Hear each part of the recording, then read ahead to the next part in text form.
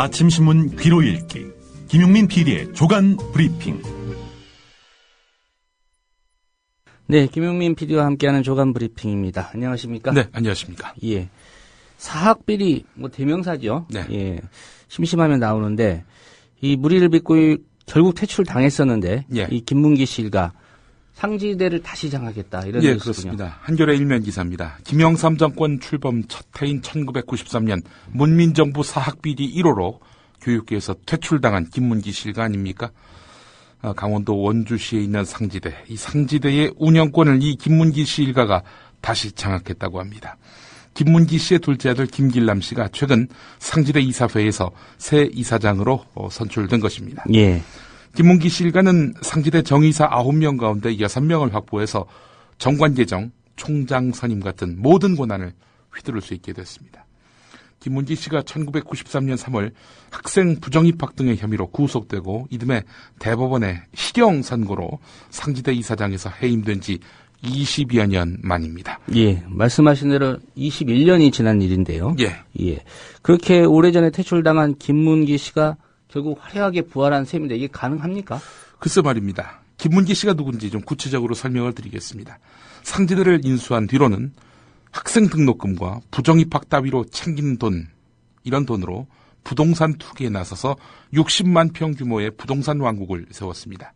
1993년 그때 국회의원이었습니다. 예. 민자당 국회의원 재산 신고 당시 185억여 원을 신고해서 집권당 의원 가운데 3위를 차지했습니다. 김문기 씨는 유신 독재 시절에 통일주체 국민회의 대의원, 전두환 노태우 정권 시절에 민정당, 민자당 이렇게 여당 국회의원을 3차례 지냈습니다. 상지대는 김문기 씨 일가의 일자리면서 재산을 쌓는 축제 수단이었습니다. 김문기 씨 일가가 학교를 어떻게 장악했는지 살펴보면 아내가 재단 이사였고요. 예. 사위가 총장 비서실장이었고요. 매제가 상지대 산하의 전문대학 대학장이었고요. 교묵과장, 한방병원 총무과장이 8촌이고요. 문중인사가 회계 서무과장을 독식했습니다. 예. 다양하게 이렇게 포진해 있었네요. 예, 그렇습니다. 8촌은 잘 안 챙기는데. 예. 8촌까지, 예. 심지어 문중인사까지. 자, 김문기 씨는 상지대 운영을 위해서 사제 180억을 투자했다고 주장했지만 그 돈이 어디에 쓰였는지 확인할 길이 없습니다.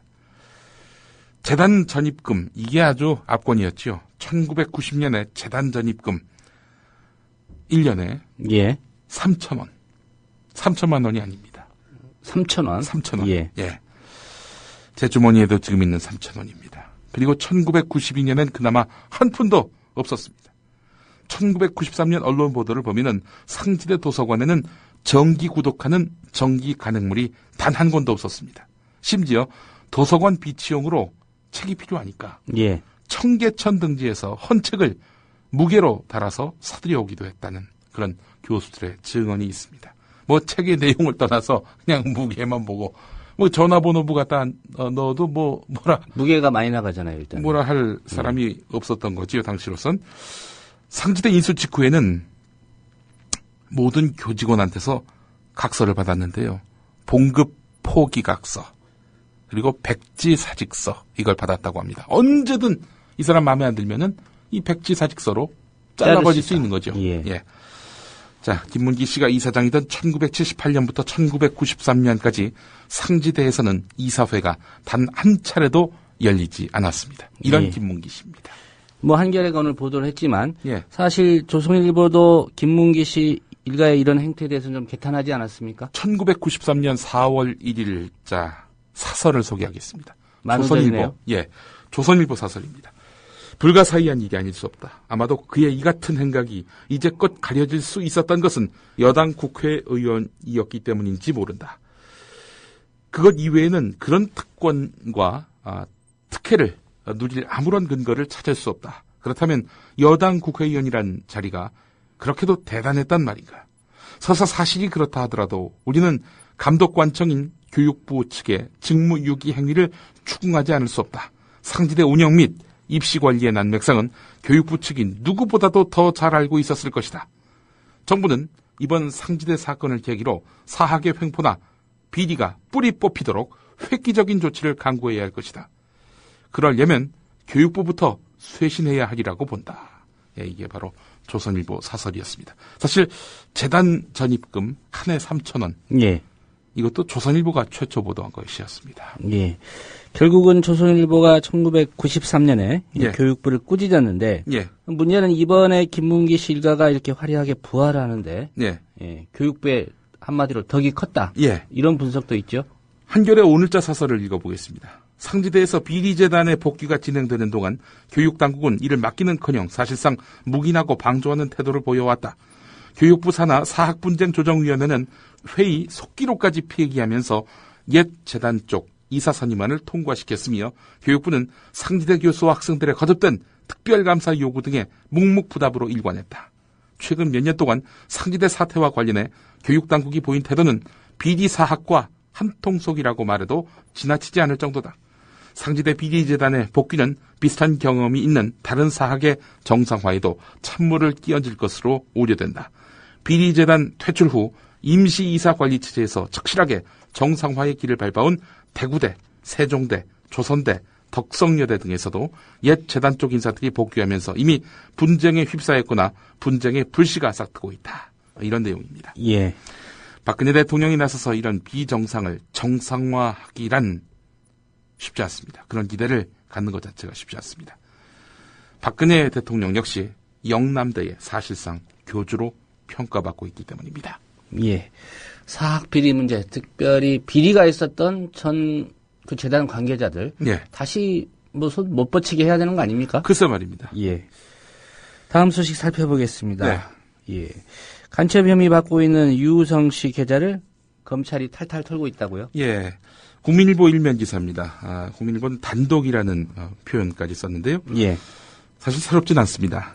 검찰이 간첩 혐의 피고인 유우성 씨의 불법 대북 송금 사업에 대해서 본격 수사에 착수했습니다. 화교 출신인 유우성 씨는 2004년 4월 탈북자로 위장해서 입국한 다음 유명 사립대에 편입한 2007년 무렵부터 국내 다른 탈북자들의 송금 브로커로 활동한 혐의를 받고 있는데요. 근데 문제는 4년 전에 검찰이 이 사건을 이미 인지하고 재판에 넘기지 않고 기소유예 처분했던 사안입니다. 예. 근데 재수사하겠다는 겁니다. 간첩 혐의를 뒤집어 씌우기가 쉽지 않은 상황에서 뭐 이거라도 해서 결국에는 유우성을 죄인으로 만들겠다. 이런 의도 아니고서는 검찰의 이해할 수 없는 행태는 해석할 길이 없습니다. 국민일보는 검찰의 의도를 이렇게 요약합니다. 4년 전에는 재판에 안 넘기고 기소유예했는데 이번에는 죄를 묻겠다. 이걸로 말이죠. 예. 검찰 관계자는 기소유예했던 사건이라도 수사를 재개해서 기소할 수 있다. 뭐 이렇게 말을 했다고 하는데요. 검찰이 칼을 뽑았으면 호박이라도 찔러야 한다는 그런 논리 같습니다. 예. 당시에는 뭐하고 4년 지나서 기소하겠다는 거지 직무유기 아닙니까? 글쎄 말입니다. 예. 부끄럽지도 않아 하는 것 같습니다.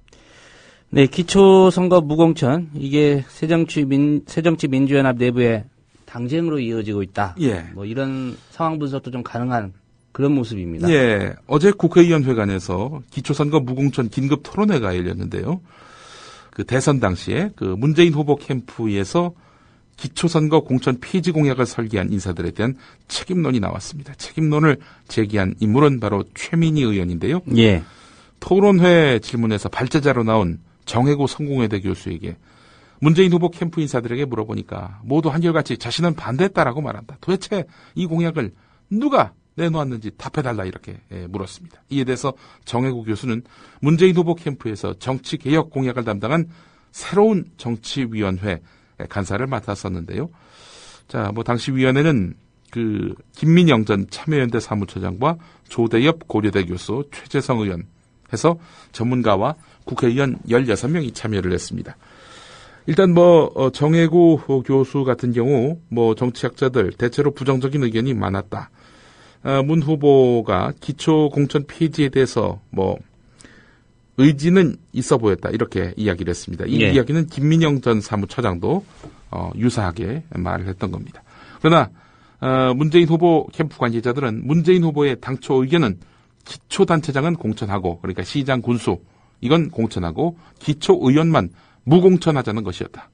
무공천하더라도 여성의 기초의회 진출을 확대해야 한다는 쪽이었는데 이 어떻게 문재인 후보의 의향은 뭐 제대로 반영되지 않고 이 학자들이 그냥 뜬구름 잡듯 이상론을 펼쳐가지고 이 공약이 나온 거 아니냐라는 것이 지금 문재인 캠프에 속했던 분들의 그런 의문입니다. 오늘 경향신문 3면에 관련 기사가 있습니다. 예. 이제 와서 이것도 짚어서 뭐 하겠다는 것인지 좀 이해는 안 됩니다. 깊은 수렁에 빠진 새정치민주연합입니다. 예. 네, 미국이 오토바이의 고속도로 주행 못하게 하는 규제에 이어서 이번엔 중소기업 적합업종 그렇습니다. 예, 지정 문제 요거까지 좀 트집을 잡고 나섰군요. 예, 그렇습니다. 미국 정부가 한국동반성장위원회는 민간기구가 아니라 사실상 정부기구라고 지적했습니다. 동반성장위원회가 중소기업 적합업종을 지정을 하고 있는데 말이죠. 이 동반성장위원회는 민간 자율이 아닌 정부의 정책 집행을 하는 기구 아니냐. 이렇게 된다면은 기업 활동을 국가 차원에서 저해하는 이런 행태를 반대하는 한미 FTA 여기에 위반되는 거 아니냐라고 미국 무역대표부가 한국 정부에다가 경고 메시지를 보낸 셈입니다. 예. 자, 왜 중소기업 적합업종을 지정하겠습니까? 여기에는 중소기업들 혹은 자영업자들만 영업할 수 있도록 해야지. 여기 대기업까지 다 진출을 하게 되면은 중소기업 자영업자들 뭐 먹고 살라는 거냐? 이런 그 문제의식이 깔려 있거든요. 예. 뭐 대기업이 순대까지 팔고 이런 일은 있을 수 없는 것이다. 저 혼자 잘 먹고 잘 살겠다는 탐욕적 자본을 통제하기 위해서 동반성장위원회가 있는 건데 이게 한미 FTA 위반이라고 미국 측은 압박하고 있는 겁니다. 오늘 경향신문 1면에 관련 기사가 있습니다. 예. 이런 분위기 보면 예. 그 외국 자본들이 예. 이 중소기업 적합업종까지 네. 거침없이 또 한국 시장에 침투되고 진출하는 거 아니냐 이런 걱정이 됩니다. 예, 그렇습니다. 관련해서 한국일보 1면을 또 보겠습니다. 중국 자본이 국내 카지노를 샀다는 기사입니다. 제주 하이아트 호텔에 외국인 전용 카지노가 홍콩 부동산 개발 업체 란딩에게 1,200억에 매각됐다는 겁니다. 국내 카지노가 외국 기업에 팔린 것은 이번이 처음인데요. 예. 관련 업계에 따르면은 홍콩의 부동산 개발 업체 란딩 국제발전 유한회사는 제주 하이아트 호텔에 외국인 전용 카지노 벨루가 오션의 운영권을 국내 기업으로부터 인수했고 이 같은 사실을 지난 4일 홍콩 증시를 통해 공시했습니다. 그만큼 란딩은 제주 카지노 사업의 성공 가능성을 높게 보고 있다고 하는데요. 자, 하지만 이것이 앞으로 외국인만 지금 영업할 수 있도록 되어 있는 영업 대상을 내국인까지 확대할 그런 가능성이 대단히 높다는 점에서 향락 산업의 확대를 우려하는 시각도 나오고 있습니다. 예. 카지노 업계 관계자는 해외 카지노 업계는 중국에서 가깝고 별도 비자가 필요 없는 제주 카지노의 성장성을 높게 본다면서 이들이 카지노 사업 확대를 위해서 내국인 출입도 요청할 수 있다 이렇게 전했는데 내국인 출입을 만약에 중국이 요청한다면 우리 정부가 과연 여기 불응할까요? 예, 우리 정부의 의지도 결심도 그리 강해 보이지 않습니다. 예. 일단은 강원랜드 쪽에서 반대하는 걸 예. 기대해 볼 수밖에 없을 것 같습니다. 손님 뺏기잖아요. 일단. 글쎄 말입니다. 예. 예, 드디어 올 것이 온 건가요? 부동산 버블 붕괴 관련 기사가 좀 보입니다. 4년 전세 대출 급증, 버블 붕괴 우려도 이런 제목의 기사가 국민일보 1면을 장식하고 있습니다. 끝없이 치솟는 전세 가격 때문에 전세자금 대출액도 급증하고 있다는 건데요. 집값에 비해서 지나치게 많이 오른 전세값이 어느 시점에 떨어질 경우 집주인이 세입자에게 보증금을 돌려주지 못하거나 주택담보대출금을 갚지 못해서 연체와 파산이 속출하는 전세 버블 붕괴 우려도 나오고 있다는 겁니다. 예. 국토교통부와 7개 시중은행에 따르면 지난달 말 전세자금 대출 잔액은 28조 7,275억 원으로 집계가 됐습니다. 지난해 4분기보다 5.7% 늘어난 겁니다. 지난해 분기별 증가율이 3에서 4%대였거든요. 이걸 감안한다면 지금 한 6%대에 이르는 거 아닙니까? 올 들어 증가폭이 매우 커졌다 이렇게 볼 수 있는 겁니다. 또 올해 1분기 전세대출 증가율은 7개 시중은행 주택담보대출 증가율의 8배에 달한다고 합니다. 폭등한 전세값을 보유자금으로 감당하지 못한 세입자들이 전세대출에 의존하고 있는 건데 예. 정부가 전세난을 막는다는 취지로 전세대출 문턱을 대폭 낮춘 것도 전세대출 증가에 한 몫을 하고 있습니다. 예. 이러다가 이제 전세 버블 붕괴가 오면 예. 집주인들은 돈 내줘야 되는데 그 돈이 없을 거 아닙니까? 예. 예. 그러면 그 돈을 받아야 하는 세입자들은 또 어떻게 되는 겁니까? 예. 보통 이제 후에 전세 들어온 사람들 돈 받아서 예. 나간 사람 돈을 내주는 그런 상황이기 때문에. 글쎄 말입니다. 예. 그렇게 되면 또 갚지 못하는 상황이 오게 된다면 은행권은 또 어떻게 되겠습니까? 정부가 이런 그 위기 상황을 미리 내다보고 정책을 만들고 집행하는지 의구심을 갖지 않을 수가 없습니다. 예, 정책 만드는 분들이 전세 사는 사람은 거의 없을 겁니다. 거의 아마. 없죠. 예. 네, 빚내서 집사라던 구호가 얼마나 무책임한 건지 뭐 서서히 드러나는 셈인데요. 예. 공공부채 관련 기사도 있습니다. 세계일보 일면입니다. 공공부채 이자만 한 해 60조. 이런 제목입니다. 공공부문의 부채의 이자만 한 해 60조에 달하고 있다. 이런 얘기입니다. 공공부문 부채가 2007년 465조 원에서 2012년 821조 원으로 급증한 결과입니다. 한국은행에 따르면 2012년 전체 공공부문의 이자 지출이 60조 3,499억으로 2007년보다 28% 증가했습니다. 이번에 주목되는 부분은 뭐냐면요. 한국은행이 공공부문 손익계산서를 내면서 말이죠. 예. 지급소득 항목에다가 이자 지출을 별도로 구분해서 산출한 건데요. 전체 공공부문의 이자 지출이 집계된 것은 이번이 처음입니다. 그랬더니 한 해 60조라는 겁니다. 예. 일반 정부, 그러니까 중앙정부, 지방정부, 사회보장기금, 그리고 공기업, 금융기업, 또 비금융기업 해서 총 5,255개 기관이 대상인데 비금융 공기업의 부채 규모가 어마어마하다. 오늘 세계일보는 또 이렇게 기사를 통해 덧붙이고 있습니다. 예. 조선일보에 눈길 가는 기사가 있습니다. 예. 새정치민주연합의 김광진 의원 결혼 기사를 실었는데. 네. 결혼하면 축하를 해줘야죠. 그게 사람들 놀이 아닙니까? 자, 근데 조선일보는 말이죠. 김광진 의원의 이 신부 가문에게 침을 뱉고 있습니다. 조선일보는 11면에서 김광진 의원 부인 아버지, 즉 장인이 지방에서 호텔을 운영하는 사람이다. 아니, 지방에서 호텔을 운영할 수도 있지. 그게 뭔 문제예요. 그런데 부인의 작은아버지가 조직폭력배였다 이렇게 전하고 있습니다. 아니, 결혼식한 신혼부부에게 연좌제를 적용하자는 건가요? 도대체 이런 함량미달의 쓰레기 기사가 도대체 왜 나왔을까요? 이거 보니까 사회면에 실렸네요. 이 사회면 하면 또 우리가 떠오르는 사람이 또 한 명 있습니다. 조선일보 사회부장 겸 부국장. 김창균 부국장 겸 사회부장. 예. 이런 기사 왜 실었어요? 왜 김광진 의원을 표적으로 삼았는지는 조선일보가 그 의도를 감추지 않고 있습니다. 기사 제목 이렇습니다. 백선엽 장군을 민족 반역자로 비난한 김광진 의원 결혼. 이렇게 제목을 달고 있습니다. 백선엽 장군을 민족 반역자라고 비난했기 때문에 이 결혼한 것마저도 침뱉을 수 있다 이렇게 판단했던 것일까요? 일제강점기 때 간도특설대 일원으로 항일 무장세력 토벌에 나섰던 백선엽 씨를 민족 반역자라고 얘기하는 게 도대체 뭐가 문제입니까? 백선엽 씨는 게다가 1993년 자서전에서 우리가 게릴라가 되어 싸웠다라면 독립이 빨라졌을 것이라고 할 수도 없을 것이다. 그렇더라도 동포에게 총을 겨눈 것은 사실이고 그 때문에 비판을 받더라도 어쩔 수가 없다라면서 뻔뻔스럽게 자신의 항일 무장세력 토벌 행위를 정당화했던 인물이 바로 백선엽 아닙니까? 비록 6.25 때 전공이 있었다 할지라도 친일 행위에 대해서 반성의 빛조차 보이지 않는 그런 사람입니다. 그런 사람을 민족 반역자라고 말한 게 도대체 뭐가 문제인가요? 예. 저는 조선일보 이 제목만 보고요. 예. 이렇게 비난했는데 백선엽 장군 가문 사람과 혹시 결혼을 해서 이 기사를 쓴 게 아닌가. 그거였는데 그것도 아니었군요. 그렇습니다. 예. 하여간 정말 양식이 의심되는 조선일보입니다. 예. 다음 기사 살펴보겠습니다. 경향신문 6면입니다. 국가인권위원회 직원이 인권 침해 사건을 접수한 진정인에게 예산이 없어서 처리를 못했다라고 답한 사실이 확인이 됐습니다. 2012년부터 2013년 구치소와 교도소에 수감됐던 56살 기혁씨 교도소 안에서 썼던 편지가 밖으로 전달되지 않은 게 억울했지만 달리 항변할 길이 없었습니다. 그래서 인권위에 진정을 넣었는데요. 반년이 넘은 최근까지 처리 결과를 듣지 못했습니다. 그래서 담당 직원에게 전화를 걸었어요. 그랬더니 예산이 없어서 일 처리를 못했다. 이런 답변이 돌아왔다고 합니다.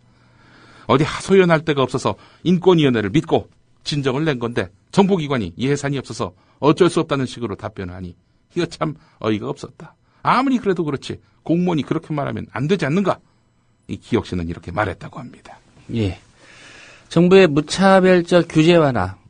이것 때문에 득이 아니라 손해를 본 기업이 있다. 예. 이런 소식이 실렸습니다. 경향신문 11면에 관련 기사가 있습니다. 친환경 포장재 업체를 운영하는 한 분이 있습니다. 지난해 말 옥수수 같은 식물에서 추출한 전분을 소재로 해서 썩는 포장재 개발에 성공했습니다.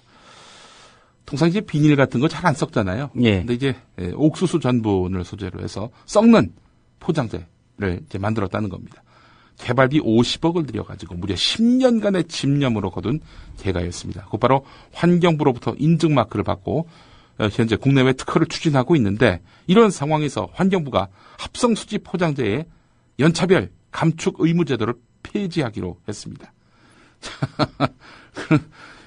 비닐에 대한 규제를 사실상 없애려 하는 것이죠. 그렇기 때문에 이분 같은 경우 2003년부터 이 규제를 전제로 해서 제품을 개발했는데 그야말로 청천벽력 같은 그런 소식을 접하게 된 것입니다. 예. 환경운동연합은 환경규제는 환경산업을 발전시키며 투자를 유인해서 일자리를 창출하는 원동력이다. 업무 성격과 목적이 태생적으로 규제일 수밖에 없는 환경부는 잘못 완화했을 때 문제가 되는 규제를 찾아서 조정하는 역할을 해야 하는데 대체 이 환경부가 무슨 역할을 하고 있는 것인가? 라고 되묻고 있는 것입니다. 예. 규제 개혁과 관련된 기사 하나 더 살펴보겠습니다. 예. 상징적인 것이었죠. 7성급 칼호텔 사실상 무산됐다고요. 서울신문 일면 기사입니다. 정부 고위 관계자 말에 따르면 학교 부근에 호텔을 지으려는 시도가 무려 32번이었는데 다른 곳과는 다르게 대한항공 7성급 호텔의 경우 규제를 완화해도 각종 관련법이 얽혀있기 때문에 건축 자체가 쉽지 않을 것 같다 이렇게 밝혔습니다. 무엇보다도 학부모와 교육단체 모두가 반대하고 있는 것 아니겠습니까? 이걸 규제 차원으로 접근할 수 없는 그런 커다란 벽이 있다는 것입니다. 이런 벽, 공익적 목적의 벽 아니겠습니까? 예. 이런 벽마저 허물려고 한다면은 이 정권은 교육에 별 관심이 없는 그런 완전 친기업이 아니라 종기업 정권이라고 말할 수밖에 없을 것입니다. 짧게 두 개 어처구니 없는 기사를 전해드리면서 전 물러가겠습니다. 대만에서 조용기 목사가 집회를 열은 모양입니다. 3,000명의 신자들이 모였다고 하는데요. 국민일보 제목은 이렇습니다. 4차원 영성 배우자. 대만 성도들 3,000여 명 운집. 조용기 목사 타이퉁 성회. 이런 제목입니다. 법원 유죄 판결을 받은 목사가 버젓이 이렇게 강사 행세하고 다니면서 설교하는 거. 이건 사실 맨정신에 불가능하지요. 4차원 영성이 이래서 나온 말은 아닌지 되묻지 않을 수가 없습니다. 동아일보 이면을 보니까 말이죠. 채널A에 쏟아진 상상상, 참언론인 대상, 통일방송 대상, 뉴미디어 대상. 예, 보수 성향 단체 또 정부로부터 받은 상도 있는데요. 예. 상 못지않게 벌도 어마어마하게 많이 받지 않았습니까? 동아일보 말입니다. 왜 벌 받은 이야기는 안 할까요? 예, 오늘 여기까지입니다. 예. 김용민 PD의 조간 브리핑이었습니다. 잘 들었습니다. 예.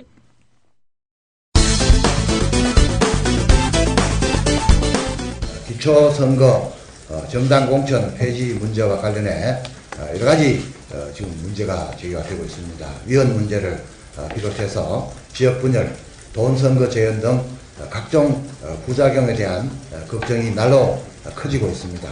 이런 문제가 있다면서 대선 공약이었던 기초공천 폐지 약속을 뒤집은 새누리당. 그 새누리당의 유체 이탈을 짚어봅니다. 2013년 3월부터 7월까지 타임머신을 타고 날아가 보실까요? 지난해 4월 기초단체장과 기초의원에 대한 재보궐선거가 있었지요. 그때 새누리당은 대선 공약 지킨다며 공천을 안 했습니다. 광도 열심히 팔았습니다. 당은 지난 대선을 앞두고 기득권 내려놓기와 정치쇄신 차원에서 기초단체장과 기초의원을 공천하지 않겠다고 국민들께 약속드린 바 있습니다. 지금 당이 추진하는 정치쇄신은 단순한 선거를 대비한 당의 당면과제를 풀기 위한 타개책이 아닙니다. 선진 정치를 반드시 이루어내겠다는 각오이고 지난 대선 때 당이 마련한 정치쇄신 특위안이 있는데 이것은 이미 당론으로 확정된 데다가 국민 앞에 약속한 것이기 때문에 충실히 이행할 것입니다. 황우여 대표는 이랬지만 심재철 최고위원은 걱정이 많았습니다. 저는 지금 상황에서 공천을 하지 않는 것은 자살하는 것과 마찬가지다라고 생각합니다. 민주당은 공천을 하는데 우리만 공천을 안 한다면은 기호 1번은 빈칸으로 남습니다. 그리고 우리 후보는 저 뒤쪽에 4번이든 5번이든 6번으로 밀려나겠죠. 민주당은 공천을 하는데 우리만 안 한다면 수도권에서는 100전 100패입니다. 현 상태에서 공천은 수도권에서는 사활이 걸린 문제입니다. 공천을 하지 않으면 당장 낙선이 예정되어 있으니까 이 후보 예정자로서는 강력한 반발을 할 수밖에 없을 것입니다. 이것은 즉각 기존 조직의 동요나 붕괴로 연결되고 3년 후에는 우리가 국회의원 선거에서 그 부메랑을 맞을 것입니다. 공약이니까 공천을 안 하겠다는 것인데 우리만 안 하게 되면 손실이 너무 큽니다. 공천 안 하는 것은 민주당과 함께 해야 합니다. 함께 해야 정치가 개혁될 것입니다. 우리 혼자만 안 하겠다는 것은 민주당 천하를 우리가 스스로 만들어서 진상하는 꼴에 다름 아닐 것입니다. 어랏, 심재철 최고위원의 이 말 어디서 많이 들어보지 않으셨나요? 몇 자만 바꿔보겠습니다. 그러면 지금 새정치민주연합 의원들이 하는 이야기가 됩니다. 저는 지금 상황에서 공천을 하지 않는 것은 자살하는 것과 마찬가지다라고 생각합니다. 새누리당은 공천을 하는데 우리만 공천을 안 한다면은 기호 2번은 빈칸으로 남습니다. 그리고 우리 후보는 저 뒤쪽에 4번이든 5번이든 6번으로 밀려나겠죠. 새누리당은 공천을 하는데 우리만 안 한다면 수도권에서는 100전 100패입니다. 공약이니까 공천을 안 하겠다는 것인데 우리만 안 하게 되면 손실이 너무 큽니다. 새누리당과 함께 해야 합니다. 함께 해야 정치가 개혁될 것입니다. 우리 혼자만 안 하겠다는 것은 새누리당 천하를 우리가 스스로 만들어서 진상하는 꼴에 다름 아닐 것입니다. 그래서 심재철 최고위원은 민주당도 공천하지 말라고 외칩니다. 기초단체장과 기초위원을 공천을 폐지한다는 것은 저희 당의 공약입니다. 또 지방자치 발전을 위해서도 그리 되어야 합니다. 그러나 여야가 함께 약속을 하든지 법 개정으로 공동으로 실시되어야만 합니다. 황우여 대표도 국회의원은 함께 공천을 하고 기초단위에서는 약속대로 무공천을 하여 여야가 나란히 경주할 수 있도록 해주실 것을 충원드립니다. 남경필 의원도 기초위의 기초단체장 무공천 방침을 결정을 하신 것은 참 잘한 일이라고 생각합니다. 어려운 결정, 많은 분들이 거기에 따른 어려움이 있겠지만 기득권을 버리는 차에서 잘 해주셨고요. 여러 채널로 민주당을 설득해서 이번 며칠 남지 않은 공천이지만 이번에 차제에 아예 여야가 함께 공천하지 않는 쪽으로 논의를 진행시켰으면 합니다.